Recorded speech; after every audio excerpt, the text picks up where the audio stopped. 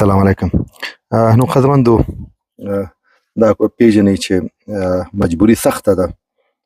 جنۍ د هلکانو کالي اغوندي بیا بار ځي کار کوي. دغه قصه که د مورکۍ نه واخلو، مورکۍ د حقیقت هله لري. دا څنګه قصه ده؟ سامان مې نشته او دا بیچاره مزدوري کوي، کله چې وي خدای وړي که نه وي خو ناسو. دا خپله جنۍ ده او زامن نه لرم که نه، او سړی بیچاره مې لګېدلی دی، هغه کاروبار نه شي کولی. څو لورګانې دي دي؟ 8.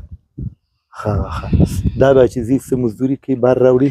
بیچاره و د کمبخت څه مزدوري دی، خو خپله وسه کوي. نو خپله وسه کوي. اوس پورې چا به شک کړی چې دا جنۍ ده؟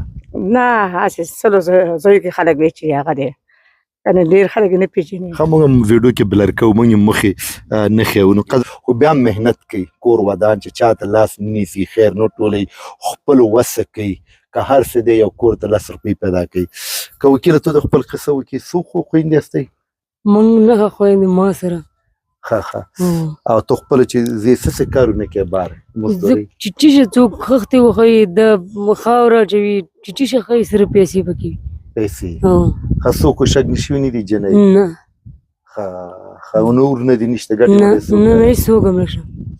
ښه نو قدرمندو دغه یو څه مرسته پې سپارم چې د با احساسو د خویندو وروڼه مرستې چې ما ته رالیږي، دا په دغسې اړمندو کورنۍ باندې سپارم چې سل په سله دا مستحق دي. نو قدرمندو وګورئ چې دا دومره مستحقه دي چې 8 خویندې دي، ګټې مټې څوک نه لري، بیا د هلکانو کالي اغوندي بار ځي کار کوي.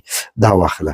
خبر شوم چې وایي پرون کرایه والا هم راغلی او د کور کرایه ډېره شور ماشور یې جوړ کړی و. وایي تاسو کرایه نه شئ ورکوی، وځئ. موږ چې دېز نه وځي، بل ځای نه شئ پردي، موږ دلته وخت لري، ټولې ښځې دي. ښه وایي وځئ.